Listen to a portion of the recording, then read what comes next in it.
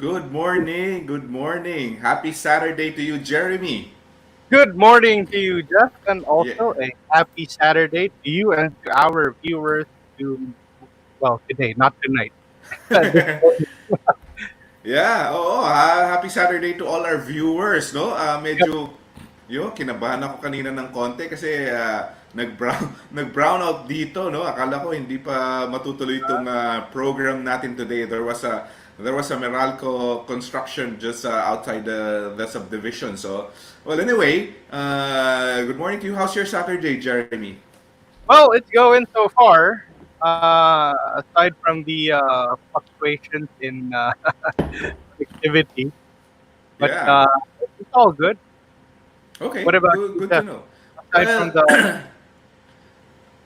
aside from the brownout, well, I'm doing great. I cooked breakfast, and well, I'm happy that I was able to sleep well last night. No, all right. medyo busy, so sabi ko Friday night I wanna relax, so I did some reading and practice my hobby.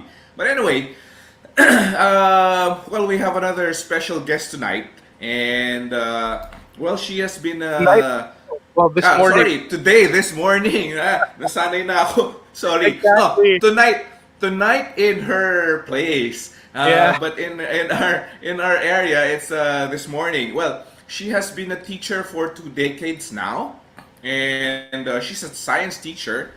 And Wow. well, she graduated with a degree in biology. She also has a master's degree and finishing her PhD in Wow. education, no? So, Wow. topic natin tonight is well, uh, medyo alis naman tayo ng konti with sa teachers, no? Punta naman tayo on how to prepare students, okay? Pero Yeah. syempre may kinalaman pa rin yung teachers dito. So, the topic tonight is how to prepare students for e-learning. So, without further ado, let's bring in our guest tonight, Miss Carla White, Carla Lopez White. Guest today, sorry, yeah. So, good evening. Hi, Yes, Hello. am I hello. frozen? Yes, oh yes, you are frozen a bit. Oh, yeah. Okay, 1 second. Okay, Yan ang sige. problema sa live. Yeah, all right. No worries. Don't worry about it. So there, I think humahabol na yung Okay, internet. Yes. So, mahabol na ba? Okay. yes, medyo. Anyway, that's Okay, fine. Yes. How are you, Carla? I'm good. Just finished my dinner actually a few minutes Okay. ago. Wow. Pansit ibon. Oh, okay. Oh, good to know. Good to know. Yeah, Filipino dinner. So, yeah. So, yes. Carla, siguro tell us more about yourself. Parang feeling ko kulang pa with your experience yung nabanggit ko. No? Oh, well, I've been teaching for 20 years na. Yeah? Actually, I started in Poveda Learning Center with My Ingrid. wife. Yes, and then I've taught in the Philippines for 5 years in the elementary level, and then when I moved here, I taught 9 through 12th grade Uh-huh. in Barstow, California.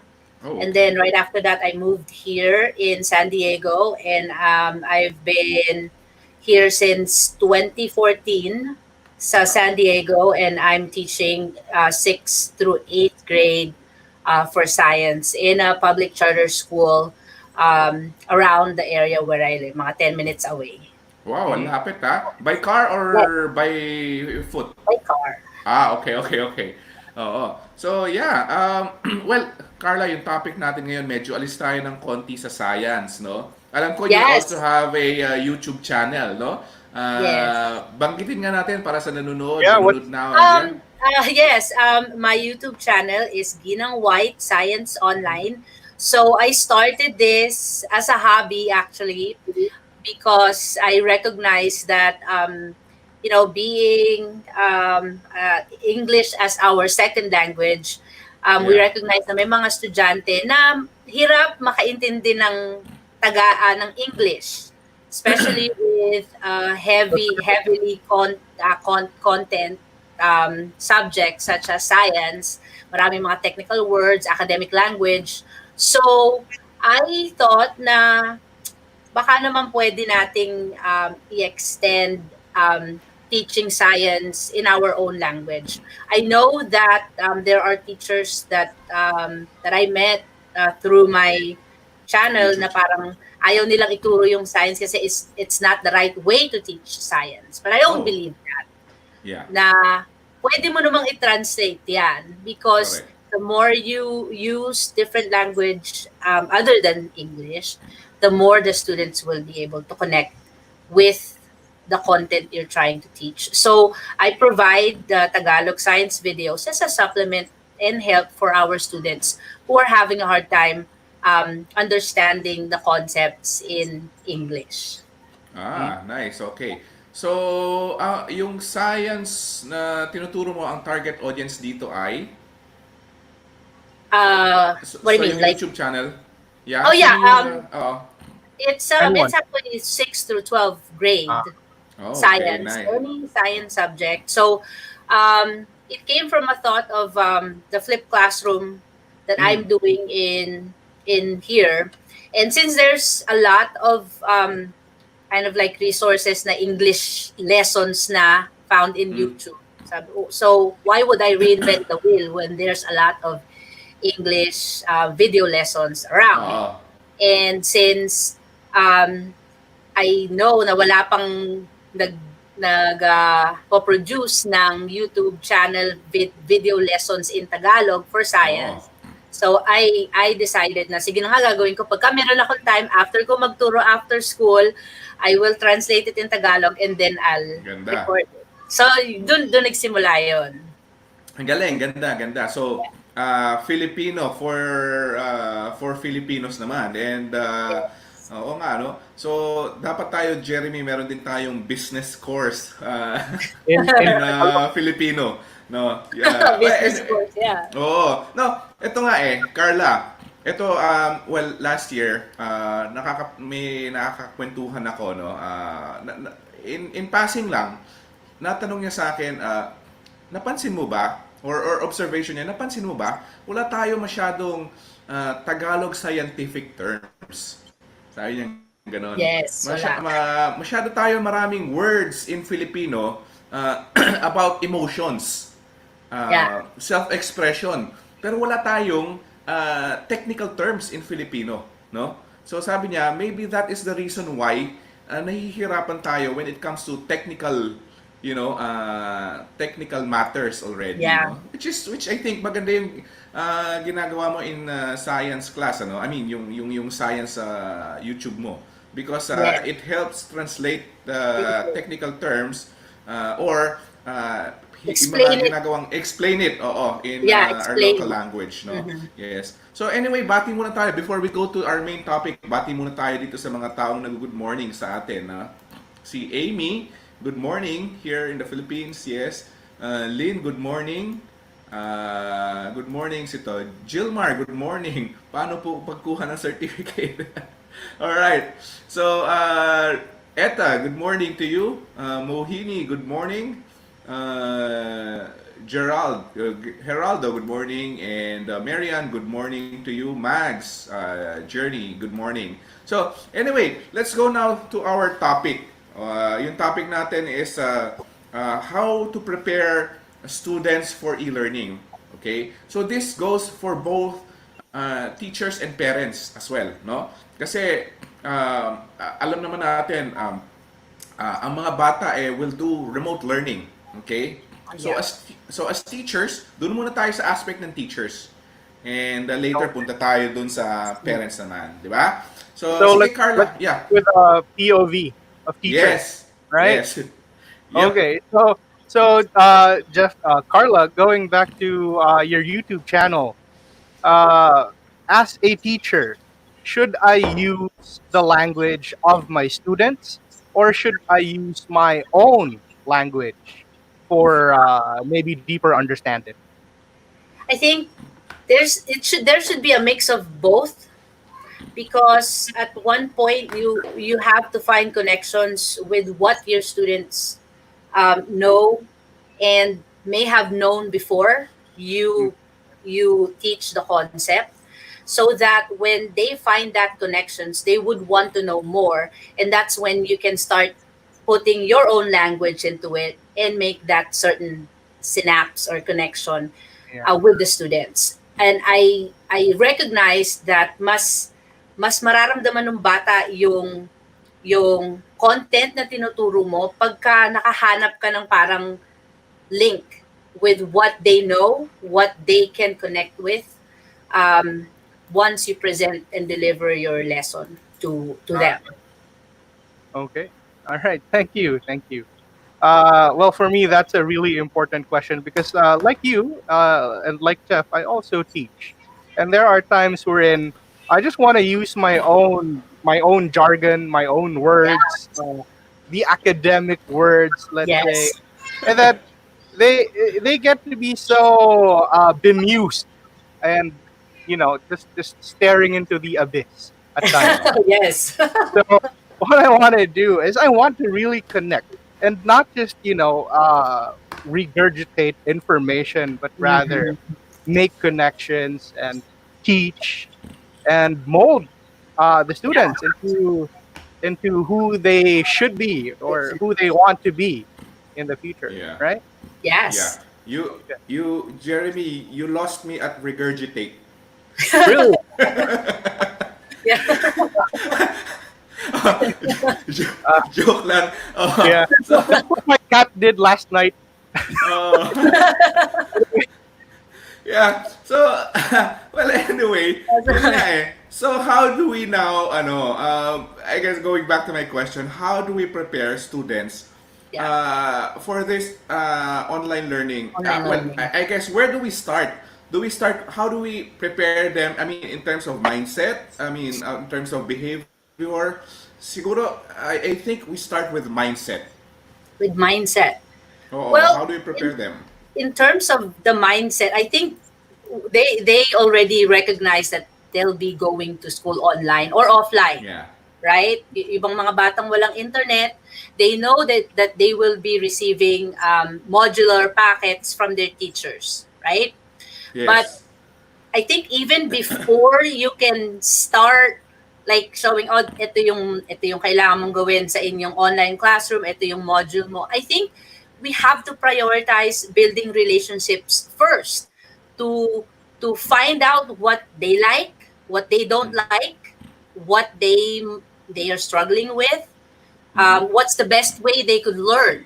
I think in a traditional classroom, um, you also may have done that, but I think more than ever I would recommend for us to start from that standpoint to get to know your students, not just not just like, okay, ito yung gagawin natin sa assignment, itong expectations ko sa inyo, but I think we have to start asking them first with those simple questions of um, what did you do over the summer, what's your favorite Ah, thing to do when you're not yes. in school, what are you struggling with, and last year what are those instances that you weren't successful, what are those instances that you were successful, because that way your students can recognize that, wow, I think my teacher wants me to be heard, and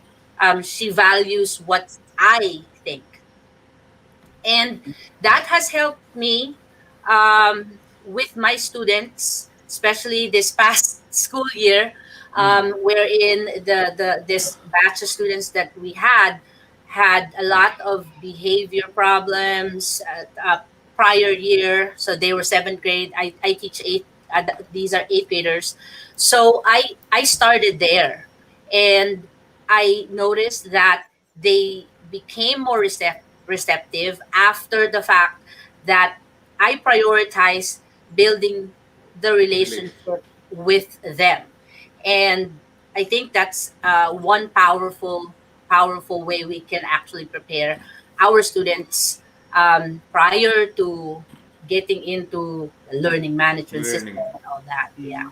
Ah, okay. So, Ah, Carla, gone are the days wherein the teacher, the professor, has to be on the pedestal, and everyone is, No. yeah. To tell you honestly, um, the students are our, I always think of my students to be the star of the show, and Yes, I you agree. will allow them to shine, and you're not the star of the show. You will, parang ako si Manay Lolit, sila si Gabby Catusto.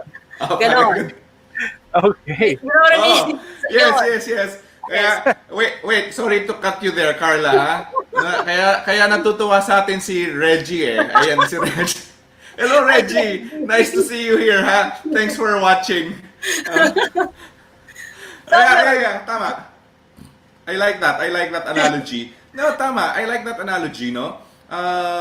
Just to share with you, my son, my youngest son, no, right now, kasi he does tennis training online, no. So the coach, before they start, before they end, meron silang parang kwentuhan, no? Yeah. The coach would do a simple magic trick before the end of the program. So, the kids do look forward to this. Di ba? So, maganda, no? So, to those watching and listening right now, parang halos lahat ng na-interview ko, namin ni Jeremy dito, ang number one suggestion nila is to always to start everything with a good relationship, no? Yes. Start relationship building, sorry, no? So, maybe next time, Jeremy, one of our topics will be how to be a friend to your students. Yeah, that's really Diba? important, Yes. Yeah. especially at this time, right? Yeah, Yes. especially. Yes, especially. So yun, Carla, aside from that, no, what else aside from building that relationship? Else do we prepare students as a teacher? As a teacher, on the teacher side, I think we have to have that shift of the way we used to plan our lessons face to face. Kasi ang face to face tsaka online or distance learning, they're not the same. You can't say na, oh, pwede ko namang i-translate yan. You cannot translate it, but what you could do is, instead of saying, providing a worksheet, like face-to-face. Kasi nandyan ka. Pag kami tanong yung bata about dun sa worksheet, nandyan ka lang. But, in a distance learning environment, you can't. Which is why, based from my experience, what worked really well with my students are, I've crafted a student-driven assignments. So, Oh. Anong ibig sabihin nun? It is, it takes time for me to prepare that kind of assignment kasi long-term siya. And also, it is, when you say student-driven, sila yung mag-figure out kung paano nila ipapakita yung natutunan nila. So, what I'll do, okay, halimbawa, from this project that I did, I actually had our students do 2 on that 10 weeks of our distance learning. Show what you learn about the properties of waves, halimbawa.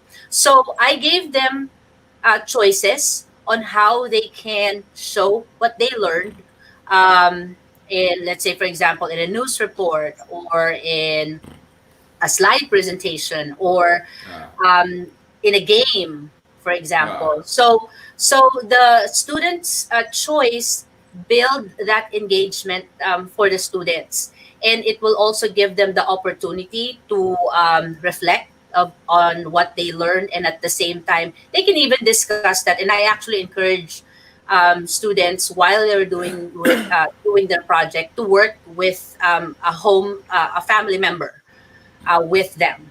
So I would really recommend, instead of just like, okay, ito yung assignment mo, basahin mo yan, sagutan mo tong multiple choice. I think we have to make that long-term type of project that will help them kind of reflect on their learning more than just what you are teaching. It's kind of like having them experience the content instead of like reading it and then translating it into an assessment.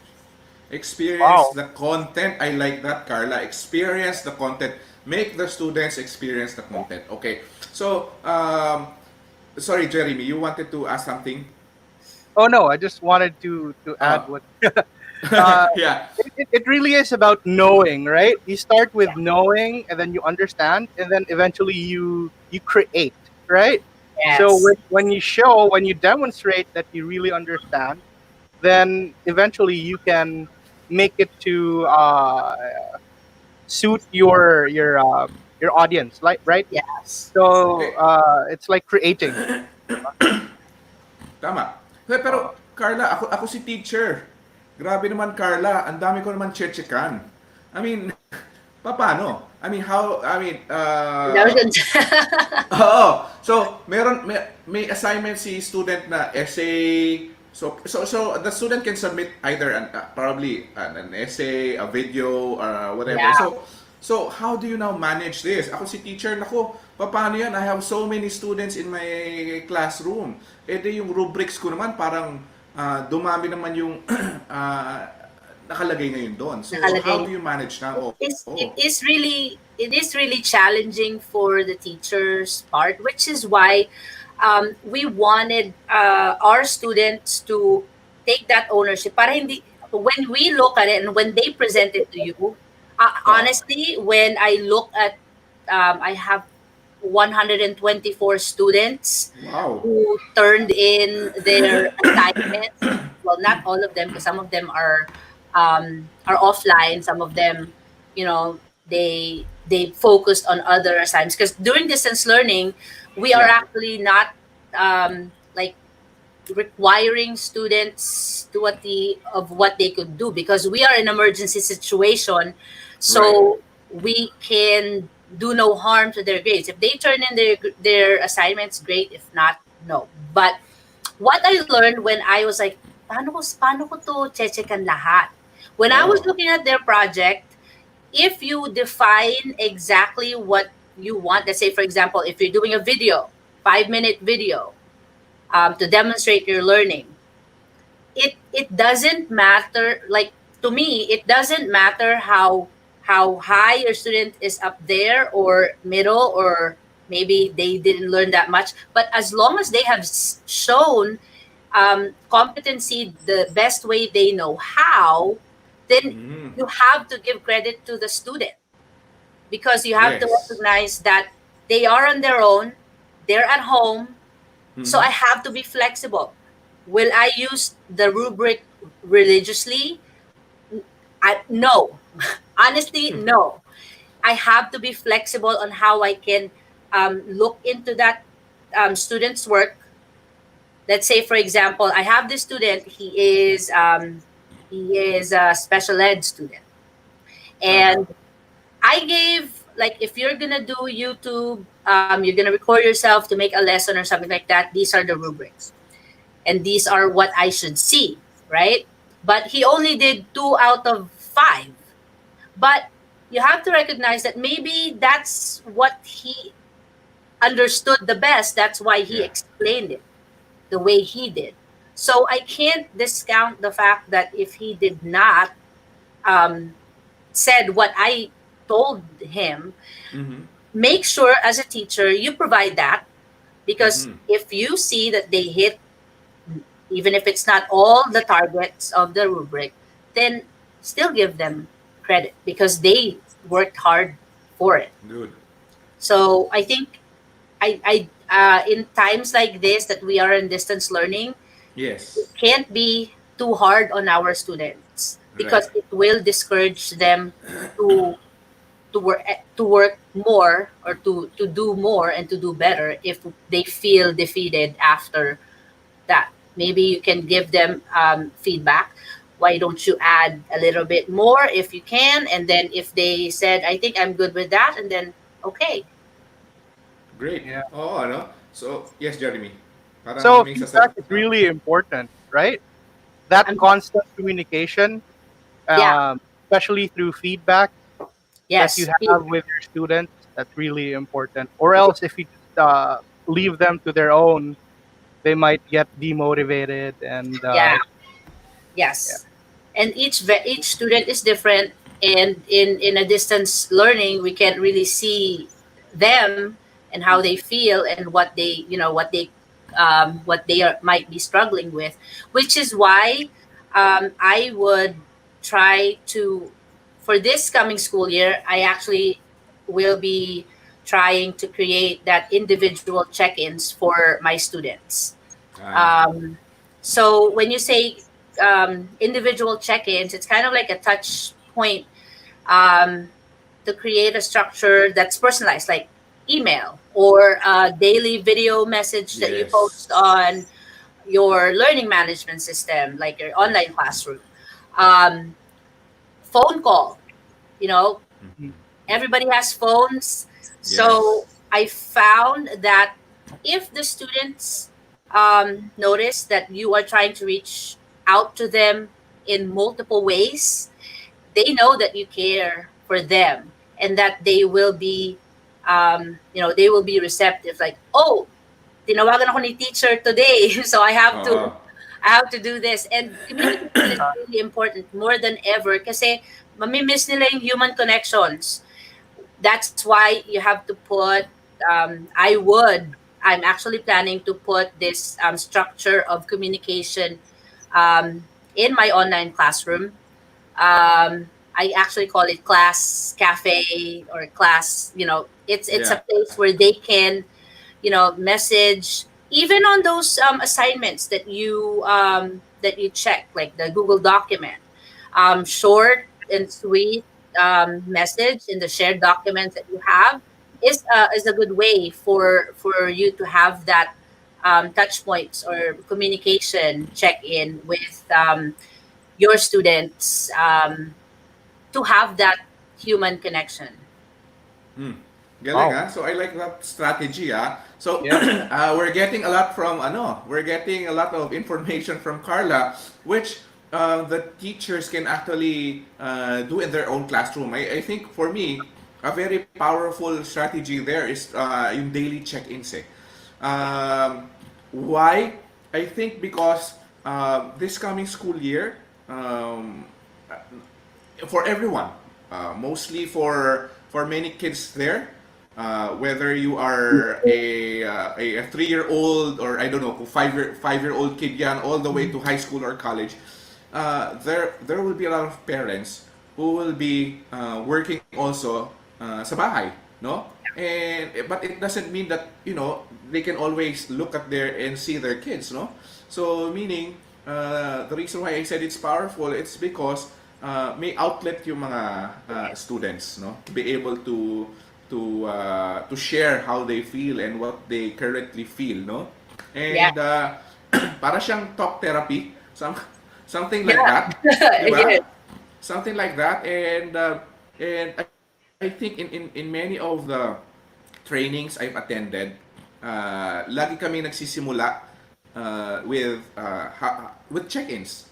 Check-ins. Yeah. How was your day? How do you feel? What are your plans today? Just by being able to share your thoughts and knowledge, you already feel Yeah. that you've been heard, no? And Yes. and hindi siya ginagawa para sabihin na para lang mapakinggan, but the authentic what do you call this, purpose Mhm. really is for you to be able to express and be heard, We heard. no? Yeah. And yeah. And So yeah, so And yeah. I forgot to mention to you that ever since we started distance learning, I actually made a professional account in Instagram because many of my students are using Instagram. Oh, So okay. that's another touch point or a way I can connect with my students even at a distance because let's say, for example, they start following me and then I follow them on that account. Um, they can see what I'm doing in class. And I even, parang, oh, meron tayong live session tomorrow. I'll see you then. And then pinopost ko siya sa Instagram. So, you see students like, oy, meron palang live session bukas. So, IG. this is right. So I had consistent attendance in my Zoom live session because they saw my post And then at the same time, when I'm on Instagram, I see their post. I also learn what they've been doing. And then merong mga batang, Mrs. White, I'm sorry, I can't attend. And then they message me not in my online classroom, but in Instagram. IG, Instagram. But that Ah, is another way they can yeah, communicate. If they are always on Instagram, then you can reach them, and they can reach me, to have that connection still with me, even distance learning. And I plan to continue that too, because I recognize that many students are actually in social media. correct. So why not create a professional, but please don't use your personal Instagram account. Make a separate Tama, professional teacher account when you go that route. tama, no? So Does it that also is go for Facebook? Is it Yeah, also? I think for Facebook, I would recommend to make a Facebook page instead of your your personal. personal. Yeah. Yeah. Yeah. Mhm. So maganda, no? It's really meeting where they are. Yeah, So kung exactly. nasaan sila, puntahan mo sila doon. Yeah. Uh, Yes. rather than them going to seek you out, baliktad na ngayon. The teacher should seek them out, and Uh-huh. Yeah. yeah, kasi tama nga naman. Kasi as mas it's going to be easier for them, no? Kung nandun ka where they are, Yes. madali ka nilang ma-reach, no? So, I like okay. that. So, now going naman to the parents. How can the parents prepare their children? I was in touch with my friend nga, nag-chat kami kanina. Kasi we're going to have like a 5 or 7 day summit, no? On homeschooling, no? The target naman would be kasi right now everyone is an educator.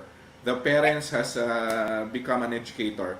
So uh, so how do we now prepare the parent, no, to prepare their children? Children. Kasi oo kasi parang yung teacher wala, hindi nila makikita, online lang. So Mm-hmm. the parent has already become, or the parents have Yeah. become the assistant Yes. Yes. teachers. Yeah. Yeah. Exactly. So You know, how the do you very now first. prepare? Yeah. The very first thing, if you want to go extreme, is to Mm-hmm. find a space in your house where it simulates a classroom. Mm. I have a preschooler, and I Mm-hmm. had to purchase little blackboard, little chairs and tables, a Oo. rug, a bookshelf, because I recognize that it has to be a space that the student is used to, but you don't have to go that extreme. I did that because I have a preschooler. It's a challenge for younger kids to be a distance learning environment compared to older ones, which is why a space where a student can go to their online classroom is important. They have to establish routines for their students, kasi wala na silang structure of time na ganitong oras papasok ka, right? Right. So that would depend on the school. But from my experience, we didn't tell our students that you have to be here. We give them the times of our live lesson sessions for the students, but other than that, and then consultation hours for the teachers. But other than that, the students' schedule at home is free. So they have to establish that routine of what is that time that the students have to spend in school, and where is that space where there's no Distraction, disruption. disruption. Yeah, and if they could also take away students, gaming gadgets or whatever, that would help their students focus more on what they're supposed to do within that time frame of when they are working on their assignments. Based from our experience here and from what our state recommended for a distance learning, like the time frame the students have to spend online is 2 hours for lower grade levels, um, that's like fourth, fifth, sixth grade. Seventh, eighth, nine, about 3, and then high school 4 to 5 hours, depending on. But that's the recommended number of hours that they should be working on their assignments on a daily basis. So I think for parents, learning space, their routine or times that the students have to be doing schoolwork, and of course make sure that the students also have that chance to have a break, and then maybe give them rewards too for doing a great job at home, so that their hard work is also matters at home as well. Tama. Oo. Okay. I agree with the space. Uh, well, to me, it really doesn't matter how big the place is. Yeah. What is important there is a dedicated space Yes. for learning. I read this book. It's Ingrid's book, no, yung The Artist's Way. Um, yung sabi doon, you have to have a dedicated space. If you're an artist, no, but this is applicable to homeschooling. Whether you're an artist or someone who works at home, works from home, you need to have a dedicated space kung saan this becomes your sanctuary for learning or for work, no? This is some sort of a home office. Kasi parang that is the place where you associate what you do. Like say studying or ano, no? So it's very important. It doesn't have to be big. It can be a small Yes. corner. Yeah. Diba? Exactly. Uh, I'm here on a oo. small corner. Oo. This is my dedicated space. Yes, oo, totoo 'yon, 'di ba? So, yeah, so that's one, no? So have a physical space, have a dedicated schedule also, and have breaks. I think importante yung breaks eh, Mhm. 'di Exactly. ba? How long And I would the think break Don't be? forget the rewards. How yes, long? oo, and rewards. Yeah. Yes, Jeremy. Yeah, how long should the How break? long? Yeah. That would depend on the parents too, depending on, I recognize some parents, they ask their kids, especially older kids, they have chores at home, and so, they have to negotiate with their students, with their children, of what, but sometimes, syempre, they'll push their parents, baka naman pwedeng dagdagan ng mga 30 minutes, ganyan. Oo. But I think meeting them halfway, and also at the same time, just be consistent. I think that the kids would persevere and be with the Yeah. flow, instead of like fighting you over distance. Kasi stressful din yon pagka as a parent, and if we are not consistent, super stressful yan para sa ating lahat. Totoo. Totoo. No, I want to add also, balikan ko lang, whether you're a parent or a teacher, no? Kasi nabanggit mo yung breaks. A friend, an ophthalmologist friend, no? Sabi niya, because the kids are viewing everything from screen. Yeah. No matter how old you are, you have to rest your eyes every 20 minutes. Yeah. You have to blink Every 20 minutes, Jeff.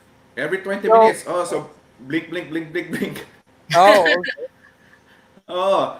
You have to blink so many times para hindi nagda-dry daw yung Eyes. mata. Oo, oo. So you have to add that, no? So, yun, no? 20 And 20 every 20 minutes. So have an alarm, or 'di ba they have this method, learning method called Pomodoro learning method. Kasi just want to share this, no? Naalala ko lang because of this, no? So I don't know why they call, well, I think they called it Pomodoro kasi they sell those timers, yung kitchen timers na tomato, which is called in Italian is Pomodoro, right, Jerry? Yeah, It's the Pomodoro. pizza.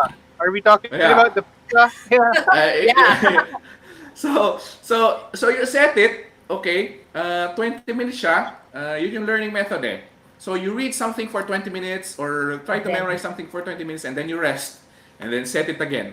So Yeah. it breaks down the learning. So ganito rin, in relation to breaks, have breaks every 20 minutes, no? Yeah, that's a good idea. Yeah. Yeah, I even learned for from you. teachers. Thank you. Yeah, Even for very teachers, teachers. no? Yeah, Oo, kasi ang hirap nung, naka-stay ka sa screen iba, it's inorganic because it's, viewing in 2D.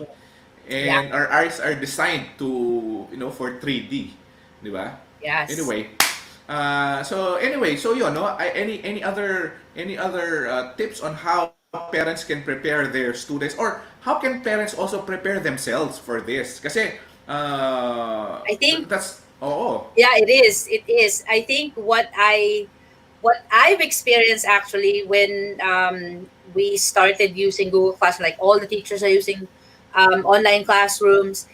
Hindi alam ng mga parents kung paano gumamit ng Exactly. online learning management system. So prior COVID, actually, our school are using online classrooms to kind of like, okay, para maka-reduce ng paper waste, ganyan. So, yung mga Yeah. assignment nilalagay namin sa online classroom, right? Pero yung mga parents, hindi nila alam kung paano gumamit, paano nila malalaman kung talagang sinubmit ba ng Ng estudyante nila yung estudyante. assignment, ganyan. So, I think parents should also get kind of like a crash course of whatever Yeah. learning management system the school is using para alam din nila kung paano nila hanapin yung assignment or kung meron bang hindi na-submit yung estudyante. Kasi yun yung pinakamalaking um, parang problem ng mga parents namin dito when distance learning started kasi hindi nila alam kung paano mag-navigate. Yung mga anak nila, syempre, some of the students would want to get away from, like, ayokong Nasubmit gawin mo yung na eh. assignment ko, parang makalusot, ganon. Oo, oo. Oo, sa ibang mga estudyante, kiklik nila, halimbawa, in Google Classroom, kahit na hindi mo ginawa yung assignment mo, pagka kinlik mo, mark as done, it will say turned in. Okay. Pero hindi alam ng mga magulang na wala palang laman yung assignment na yon.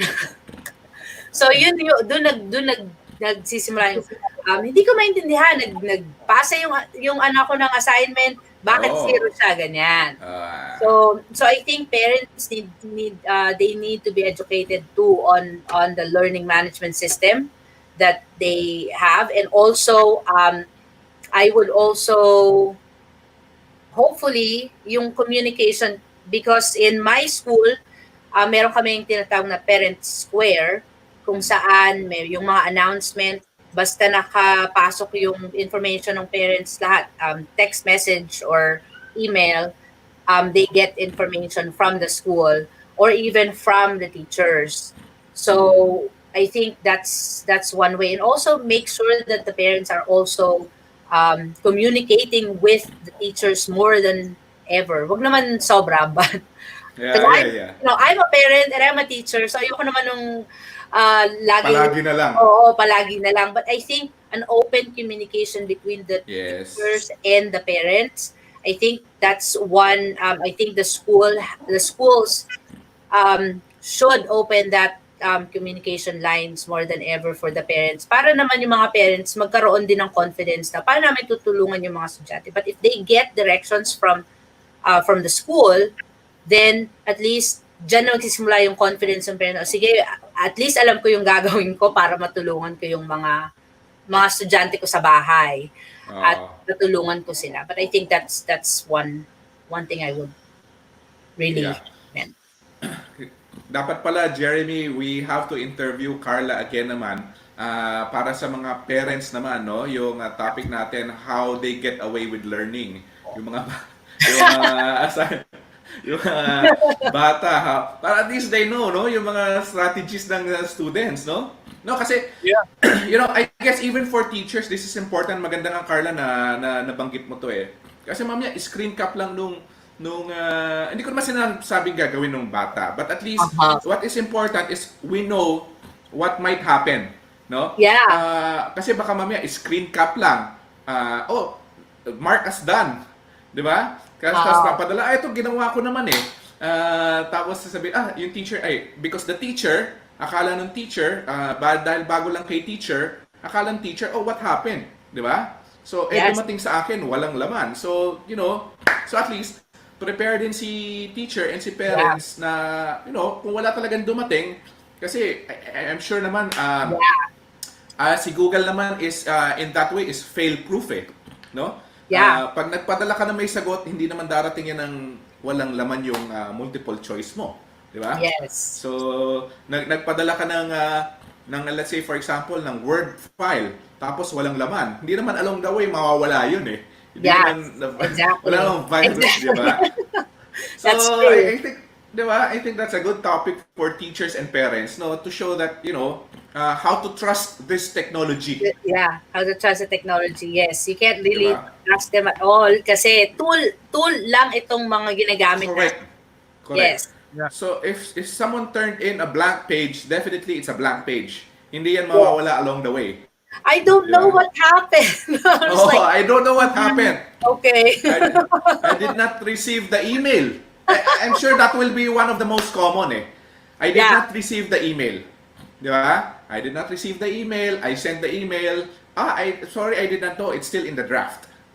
Hindi pala naputuloy yung internet. But anyway, so that's for another topic. Let's just try to read Yes. ito, yung mga comments, no? Doan, hi Doan. Ayan. Si Doan. Ayan, si Doan ang ating bouncer. Ayan. This is very helpful discussion, especially since my son had his trial class via Zoom yesterday and I was really challenged. Yes. Parents, guardians, and tutors really need a separate training. Yes. Carla's session today is a very good primer. Thank you, Doan. Thank you for always watching us, no? Ito naman kay Redentor Papa, that's true because the present generations are very very smart, no? Yes, totoo 'yun, no? So we have we're not saying they're going to do it, but we just have to be we have to know, no? We have to be prepared lang. Yeah. Okay? Just to be prepared. One step ahead of them kahit na Yes. I know parents are not all parents are in tune with like the same tech savviness as our students. You know, like yung mga Yes. I have a 3-year-old who knows how to use iPad already. So, Correct. but I think um, we need to force ourselves to learn these technologies, especially kasi ako teacher ako, so alam ko na alam ko yung technology, but I understand parents who are not into technology very much. It took my parents like how many years bago ko Yeah. sila ma-convince na magka-Facebook. So Oh.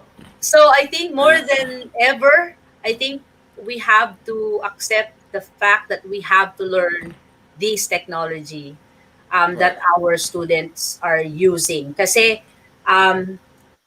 pwedeng yung mapunta sila sa hindi safe website, for example. Correct. You know, and so we need to also know that meron ba tayong magagawa to avoid those. So I think it's a very good topic to Jeff for our Yes. parents as well. Totoo. Hindi, tama. Napag-usapan natin to. No? Kasi yun nga, nabanggit ko kanina, the summit that we're going to do is focus on helping parents, no, become successful in remote learning. Of course, hindi naman sila magiging teachers, but at least the role on how to make sure or how to guide their students in remote Yeah. learning is very important, no? And part of this really is machine learning. It's our duty as parents, whether you're a teacher or a parent, it's our duty to catch up dito sa technology na to. Di ba? So, we really need to know what's happening and what might happen. Okay, and I think what's important is we trust technology. Yes. We just have to know how to safeguard our kids. No? Basahin lang natin to from Claribel. The sharing is so interesting and helpful to both teachers and parents. Yes, Claribel, yun nga everyone's a teacher now. Everyone's an educator. Yun, sabi nga nung friend ko kahapon, at saka yung friend ko a few months back, no, in Canada, Jeff, if you're going to have a tagline for your Kaihusay, that should be everyone's an educator. So, which is Good true. one. Di ba? Yeah, Oo. So, exactly. yan. Oo. So, ang bilis ng oras natin, Jeremy. We're Yeah. about to end again. You know, as a takeaway, Carla, for me, doon muna sa how to prepare students as a teacher. That is all about ano yung ang relationship building. Kahit paulit-ulit kong sinasabi yan, the reason why I say it over and over again, lahat ng naging guest ko laging sinasabi nila yan. Sinasabi mo din yan because it's very, I think, truly it's Yeah. very important. No? It's the Before center of, yeah, center. Yes. Even before we start giving them lessons, kasi alam mo, napansin ko, lahat na lang ng itinuturo online ngayon to teachers, no, coming from different sources, it's all about, technical matters, like how to use this so and so application. Okay naman yon because it's a tool, no? But Yeah. the core of it all is really relationship building. So don't worry to everyone watching. We're going to have a session solely on being friends or relationship building for students, no? Yeah. Yon. And as a parent naman, my takeaway is have that specific area in the house for learning, no? So, alam mo naman, Jeremy, after my sharing, it's your time to share. Oo nga. Oo. But for me, it's also about the relationships. That's really Yes. important between the student, the learner, and of course the teacher. Without that relationship, true learning may not happen, or it may be less enticing for the student, right? And I'm not a parent though, not yet, cat parent, but I'm a learner as well. I'm a student.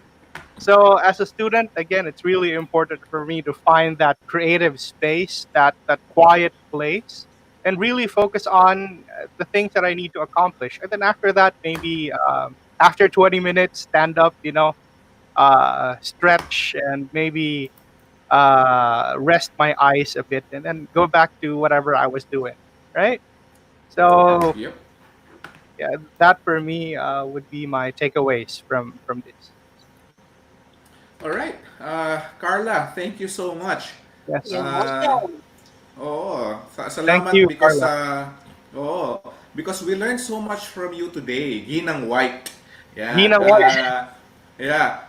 Please invite the viewers to your YouTube channel. What do they? I mean, it's all about science, right? In Filipino. In science, and also I think I've mentioned with you that since May I was doing webinars for teachers. Mm-hmm. We have a company here called Hands On Technology, who sponsored us to. It's an initiative to train globally competitive teachers. So it's an outreach from their company, and I was one of the teachers who are giving professional development for teachers from from the Philippines. So that's what I've been doing now. That since schools are closed, but right after that, then I'll come back to making more Tagalog science videos. That's in Tagalog. So Ginang Science White online po. And Jeff, if I may, I just have one Yeah. last thing to say for all our Sure. teachers, parents, and students that we have to acknowledge that engaging in a distance learning um, is actually challenging. And for me, it feels like I'm a new teacher all over again. But I think it's okay. We just need to tackle these challenges one step at a time. But the most important thing is for us to listen to our students, listen to their parents of what their needs are, because at the end of the day, all the technology. tools, platforms that we are using means nothing um, unless we can actually elevate and transform their lives to to be better than it was yesterday. So I think we have to find that um, space wherein um, it's transformational rather than just like, oh, ang dami nating technology na ginagamit, that's cool, Yeah. but it doesn't mean anything unless we transform their lives, our lives as a teachers, transform the parents and also the students as well. Tama. Okay. So it's all about the purpose, no, of these tools and technology. Yeah. Again, Carla, thank you very much for joining us, Thank for you very sharing your much. knowledge. Yes. All right. Thank So, you. yeah, to all the viewers, thank you for joining us. Marami na naman tayong natutunan from Carla. And I hope you will be able to apply whatever you've learned today. All right. So yeah, Jeremy, thank you. Thank you. Carla, Thank again, you, thank Carla. you. Thank Thank All you, right. Carla. you. Sige. Bye, Carla. Bye. All right. So, yeah. Okay, to all the viewers, maraming salamat again, and hope you had fun. All right. So, well.